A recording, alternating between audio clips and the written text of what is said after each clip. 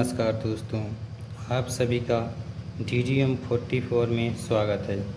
तो दोस्तों, आज का हमारा टॉपिक है कक्षा 10 के गणित एनसीईआरटी बुक के पहले चैप्टर के दूसरे एक्सरसाइज का पहला सवाल। तो दोस्तों, यह सवाल है कि निम्नलिखित संख्याओं को अभाज्य गुणनखंडों के गुणनफल के रूप में व्यक्त कीजिए। तो चलिए देखते हैं दोस्तों, किसी भी संख्याओं का अभाज्य गुणनखंड कैसे निकाला जाता है।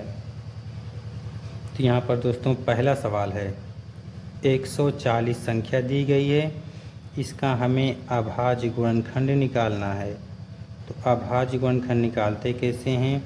सबसे पहले हमारा काम होता है, यहाँ पर लास्ट में जो अंक लिखा हुआ है वो जो अंक लिखा हुआ है वो सम संख्या है या विषम संख्या है, हमें ये देखना होता है।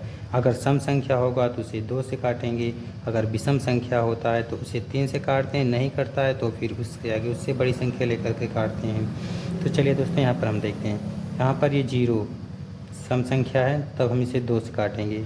2 का पहाड़ा पढ़ेंगे कि 14 से ज़्यादा ना हो, तो 7 बार जाएगा, 2 सत्ते 14 हो गया। यहाँ पर 0 बचा हुआ है, 0 उतार लेंगे। फिर देखेंगे लास्ट में फिर 0 है जो कि सम संख्या है, इसलिए इसे भी 2 से ही काटेंगे। अब 2 का पहाड़ा पढ़ेंगे कि 7 से ज़्यादा ना हो, तब ये 3 बार जाएगा, 2 3 6 हो गया। अब यहाँ से 1 बचा हुआ है, वो 1 यहाँ पर आ गया, तब ये 10 हो गया। अब 2 का पहाड़ा पढ़ेंगे कि 10 से ज़्यादा ना हो, तो 2 पंचे 10 हो गया। अब यहाँ पर देखेंगे दोस्तों 5, जो कि एक विषम संख्या है। अगर ये विषम संख्या है तो इसे पहले 3 से काटेंगे, देखेंगे 3 से कटेगा या नहीं। 3 से काटते हैं, अगर हम 3 से काटेंगे 3 1 के 3 हो जाएगा, और फिर 5 3 से नहीं कटेगा, तो 3 से ये नहीं कटेगा। अब इसलिए हम 3 से बड़ी संख्या लेते हैं 5, तो इसे 5 से काटते हैं, 5 सत्ते 35 हो गया, और फिर इसे 7 से काट लेंगे, 7 1 के 7 हो गया।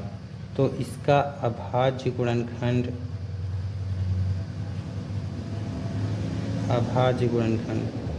दोस्तों, इसका अभाज्य गुणनखंड क्या होगा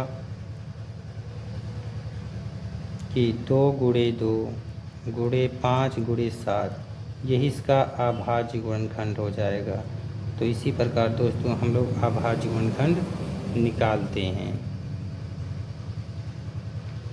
इसी तरीके से अब हम एक और दूसरे को निकाल करके दिखा देते हैं। यहाँ पर दूसरी संख्या है 156, जिसका हमें अभाज्य गुणनखंड निकालना है।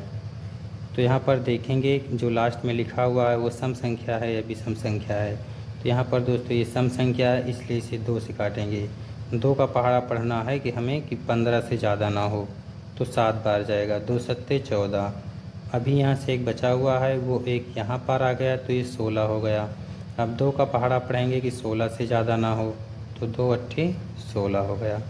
फिर लास्ट में देखेंगे ये सम संख्या है, तो फिर 2 से काटेंगे। 2 का पहाड़ा पढ़ेंगे कि 7 से ज़्यादा ना हो, तो 2 3 6। अभी यहाँ से 1 बचा हुआ है, यहाँ पर अब 18 हो गया। 2 का पहाड़ा पढ़ेंगे कि 18 से ज़्यादा ना हो, तो 2 9 18 हो गया। अब विषम संख्या आ गई, जब विषम संख्या आती है तो इसे 3 से काटते हैं।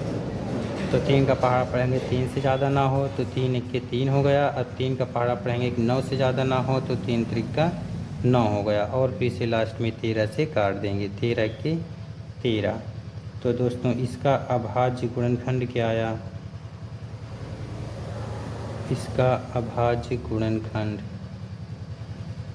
तो इसका अभाज्य गुणनखंड दोस्तों 2 गुणे 2 गुणे 3 गुणे 13 हो जाएगा।